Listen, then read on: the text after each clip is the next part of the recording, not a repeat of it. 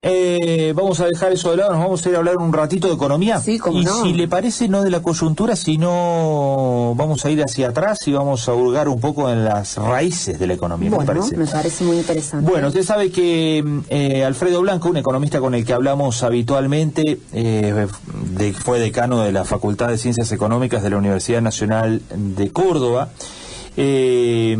acaba de sacar un ebook. Claro, una versión electrónica de su libro. Exactamente.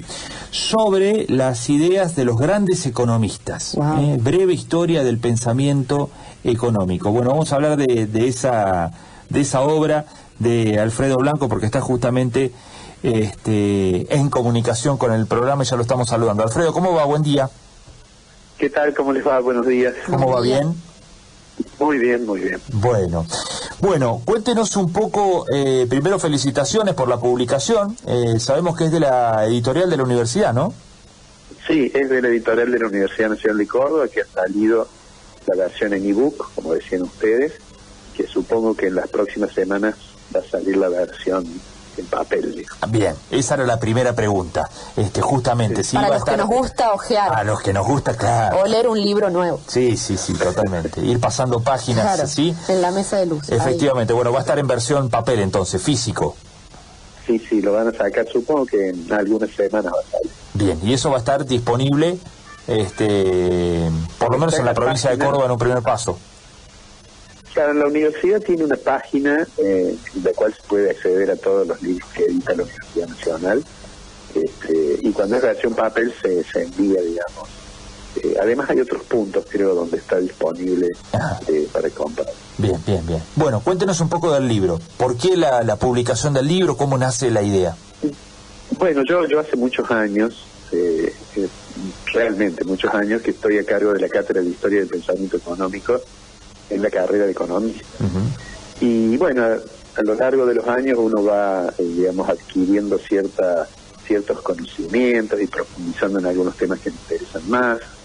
Y bueno, ya hace algunos años sacamos un pequeño libro conjuntamente con el doctor Gataz, pensado para, digamos, sobre todo para los estudiantes de la Facultad de Derecho. Pero este libro es una revisión desde lo que uno podría llamar la prehistoria de la economía como disciplina autónoma, y de hecho comienza después de una breve discusión de cuestiones metodológicas. Los primeros capítulos se refieren a los vestigios, digamos, de ideas económicas que hay en la antigua China, en India, y a partir de allí se revisan las ideas económicas tanto en las Sagradas Escrituras como en Roma, en Grecia. Bueno, y así se va avanzando la Edad Media, y finalmente cuando la economía adquiere cierta autonomía, que uno podría ubicarlo hacia mediados o fines del siglo XVIII, se analizan las distintas escuelas económicas y algunos de los debates más importantes que ha habido, ¿cierto? Lo central, digamos, que uno es como hacer un viaje, ¿no? Como hacer un viaje a lo largo del tiempo y del espacio, para ver cómo los hombres se preguntaron y respondieron a los problemas de la economía, que por supuesto son cambiantes, las preguntas no son las mismas. Yo suelo decir que muchas veces los debates de los economistas no es que han dado respuestas distintas a una pregunta, sino que se han formulado preguntas distintas. Claro. Muchas veces no han advertido que eso los lleva a una discusión difícil de saldar, ¿no? Pero bueno, allí en el libro, además, uno de los objetivos es que percibamos, y sobre todo quienes se forman como economistas, que no pierdan el sentido histórico. ¿En qué sentido? Las ideas económicas, yo suelo decir, no mueren. En realidad se adormecen, y hasta que viene otro autor y las retoma con modificaciones para contestar otros interrogantes, ¿no? Y bueno, básicamente ese es el recorrido del libro, que llega hasta las ideas de los economistas más destacados ya en el siglo XXI. Claro. Hay en la economía como cierta pertenencia, ¿no?, a determinadas líneas de pensamiento, naturalmente, de cada uno de los economistas. y eso implica determinado enfoque muy diferente, visiones muy distintas y también propuestas de soluciones diferentes a los mismos problemas, ¿no? Así es, en realidad, bueno, eso va a un punto crucial en la economía, que es lo que está en algo que se suele denominar la previsión, es decir, lo que está en el acto preanalítico. ¿Qué quiero decir con esto? La visión del mundo, la ideología, los valores, los intereses, eso en realidad condiciona las preguntas que se formula un economista. Y sin lugar a dudas, eso además condiciona obviamente respuestas, y eso trae como consecuencia que las recomendaciones, por ejemplo, de política económica sean diferentes. El esfuerzo en realidad del economista es tratar de de aislar en la medida de lo posible la influencia que pueden tener los juicios previos sobre el análisis económico.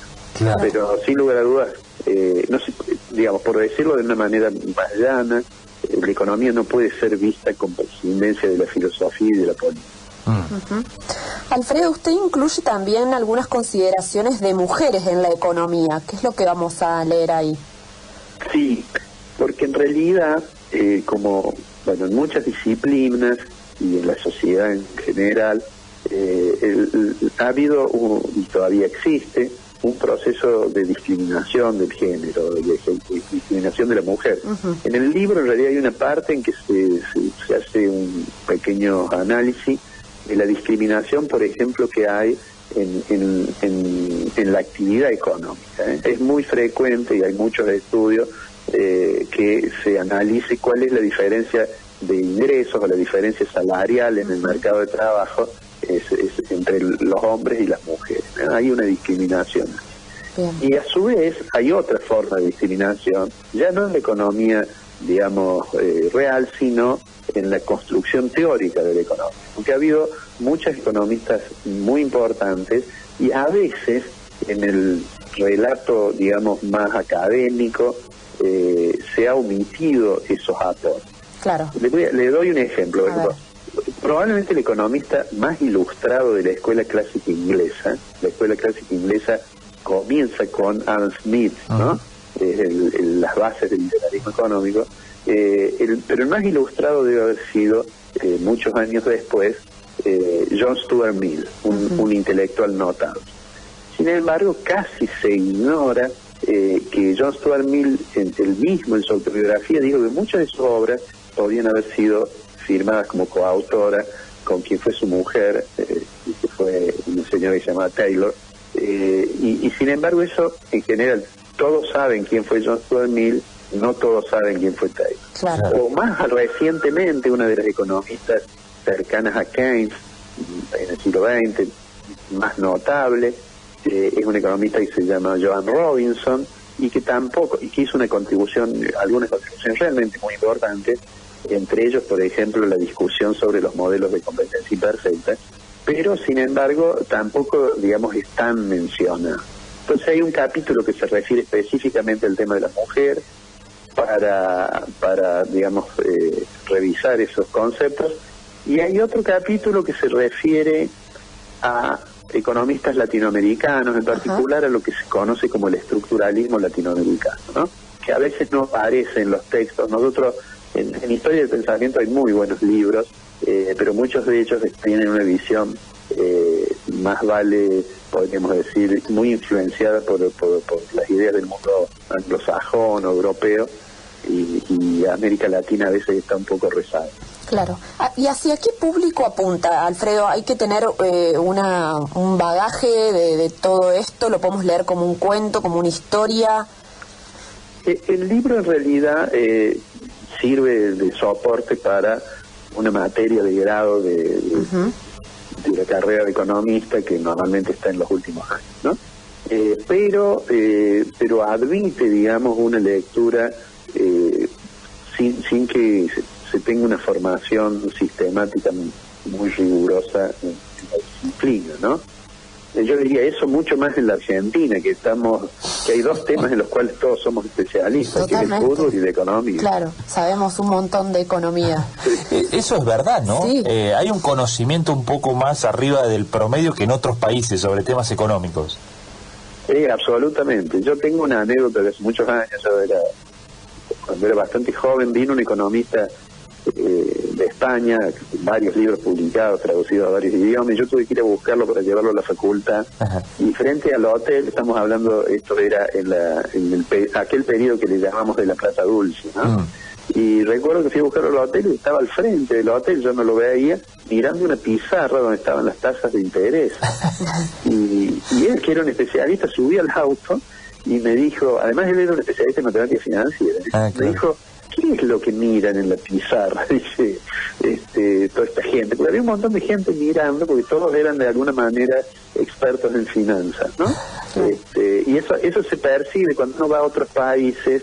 Una pregunta muy buena para hacer, sobre todo en los países muy estables, es decirle, ¿quién es el ministro de Economía? Claro. En general no lo conocen, ¿no? Nosotros acá sabemos el nombre del ministro y de toda la familia. Claro. Sí, claro, y hasta imaginamos los sucesores posibles. Sí, seguramente. Alfredo, me quedé pensando en esta cuestión de la economía vinculada a la filosofía y la política que decía. El contexto naturalmente, y pensaba, digo, hay líneas económicas que claramente se visualizan y que corresponden a determinados momentos de la historia, ¿no? En el mundo, en la Argentina, se condicen con una visión por allí del momento, ¿no? Sí, el contexto histórico es muy importante. Uno podría decir lo siguiente: la economía, los cambios que se producen en la economía como disciplina tienen básicamente dos fuentes. Unas son las críticas teóricas y otras son a nivel de los hechos. Lo que ocurre es que en determinado momento hay un paradigma dominante en la economía, claro. Es decir, un conjunto de visiones sobre los problemas económicos. Cuando ese paradigma empieza a tener dificultades para dar respuesta, siempre hay una crítica teórica, siempre hay un paradigma dominante y otras miradas alternativas que lo cuestionan. Cuando tiene muchas dificultades para responder a los problemas de la época, entonces hay un momento en que se produce a lo que un autor que Kuhn ha llamado una revolución científica. Es decir, por dar un ejemplo en economía, cuando la crisis del 30, aquella gran crisis capitalista del siglo pasado, los economistas parecía que tenían poco que decir. Entonces se conjugó esa realidad con la construcción teórica de Keynes, que publicó su trabajo, la teoría general, y entonces hubo una revolución que le llamamos la revolución keynesiana. ¿Por qué? Porque ese autor, digamos, derrumbó el paradigma teórico que lo precedió y se instaló como nueva explicación, digamos, ¿no? Entonces siempre el contexto, uno podría agregar, en el caso, por ejemplo, de América Latina, la mayoría de los autores latinoamericanos que se conocen como estructuralistas, muchos de ellos vinculados a la Comisión Económica para América Latina, quizás el más notable de ellos, un economista argentino, Prefix, veían que digamos que lo que habían estudiado no les permitía explicar los fenómenos económicos de América Latina, e hicieron un intento por construir una explicación que era distinta. Entonces así se producen los cambios en la teoría económica. Claro. Le quería consultar casualmente esto que mencionó recién un economista importante de la Argentina. ¿Hay economistas destacados en la historia argentina? Realmente muy destacado. Empecemos por el primer economista argentino, que fue Manuel Belgrano. Claro. Nosotros siempre lo miramos a Manuel Belgrano cuando estudiamos en el colegio, como un prócer, pero en realidad Manuel Belgrano fue de los hombres de Mayo, quizás el más ilustrado en economía. Había estudiado en España, había estudiado en el momento en que se producía la Revolución Francesa, de allí vino designado para una institución de las reformas borbónicas, que fue el consulado, y además fue traductor de unos trabajos de quien fundó la primera escuela de economía en el mundo, que fue a mediados del siglo XVIII, un señor que se llamaba François Quesnay, que fundó la fisiocracia. Bueno, los trabajos de Quesnay los tradujo Manuel Belgrano, y además Belgrano escribió muchas notas sobre las cuestiones de la economía. A partir de allí, por supuesto, su primo Castelli también escribió de economía, y Vieites escribió de economía, y a partir de allí tuvimos en el siglo XIX sobre economía un famoso debate sobre el industrialismo. Uno de sus principales protagonistas fue Pellegrini.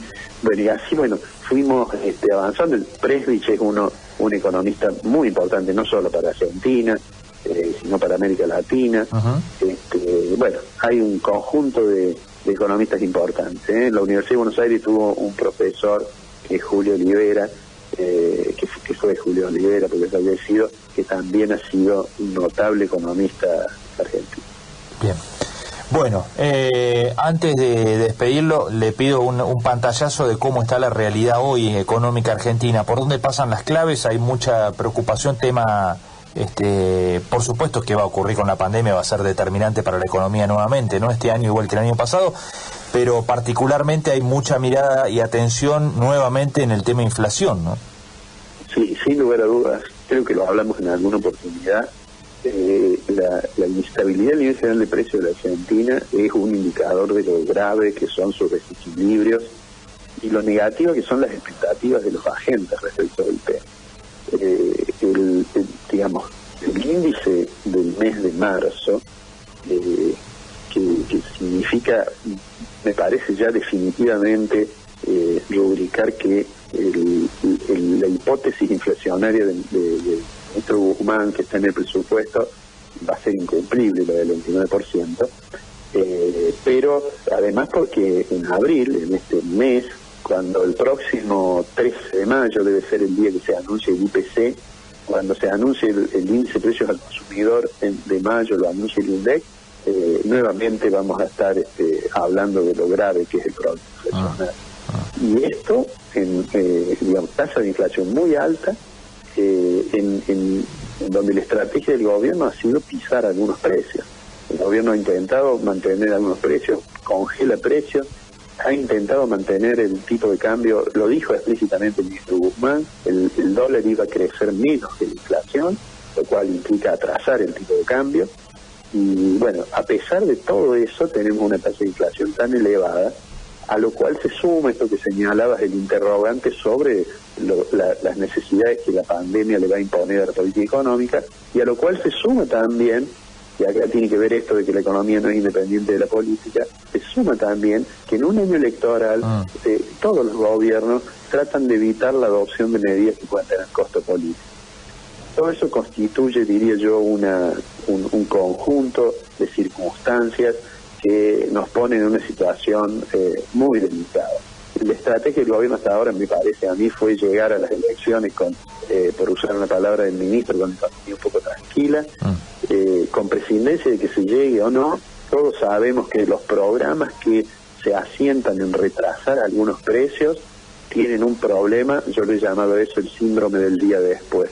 Claro. Es decir, cuando uno después tiene que hacer ajustes que a veces son abruptos, a veces son incluso independientes de la voluntad de los gobiernos, y eso es un tema, me parece que debemos estar realmente preocupados sobre la evolución probable de la economía en los próximos meses, y digo aún antes de la elección. Claro, y aún pese al contexto internacional, ¿no? Que parece en algunos mercados insistir con buenas noticias para la Argentina, pero la Argentina parece que no se entera, ¿no? Sí, tenemos una situación internacional muy favorable, el precio de nuestras exportaciones realmente en niveles muy importantes. El gobierno tiene ahora en este segundo trimestre la ventaja de ser un trimestre en el cual están los ingresos de divisas fuertes, ¿no? Digamos, de nuestras exportaciones, pero todos sabemos que, hay quienes dicen de que no hay viento de cola para una nave que no sabe cuál es su puerto de destino. Claro. Y eso me parece que es algo que nos afecta a los argentinos. Y digo, en esto no solo responsabilidades del gobierno, hay responsabilidad, diría, del conjunto de la sociedad. Lo que pasa es que el gobierno es la que tiene las más importantes. Claro. Alfredo, como siempre, un gusto conversar con usted. Muchísimas gracias por estos minutos. No, al contrario, muchas gracias por la llamada. Que ande muy bien. Alfredo Blanco, el economista, ex decano de la Facultad de Ciencias Económicas de la Universidad Nacional de Córdoba, charlando un ratito con nosotros con la excusa de este lanzamiento de su ebook de las ideas de los grandes economistas, breve historia del pensamiento económico, interesante, ¿no? Desde los primeros rastros allá, como decía, en China e India, pasando por todas las escuelas económicas, los debates, las polémicas. Bueno, muy interesante el libro, que próximamente además va a estar en formato físico, en papel.